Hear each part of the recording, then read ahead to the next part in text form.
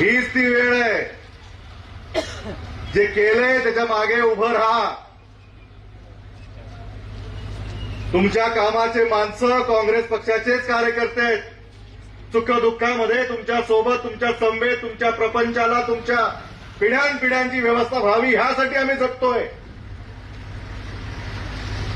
तुमच्या वाडवडिलांनी जे नेतृत्व ह्या भागातून निर्माण केलं, त्या नेतृत्वाच्या विचाराच्या माध्यमातून, त्या पक्षाच्या विचाराच्या माध्यमातून प्रत्येक जे पद जे तुम्ही त्यांना मिळवून दिलं, त्या प्रत्येक पदाचा फायदा ह्या भागातल्या, ग्रामीण भागातल्या महाराष्ट्राच्या जनतेचा झाला पाहिजे, ह्या विचाराच्या माध्यमातून झालं.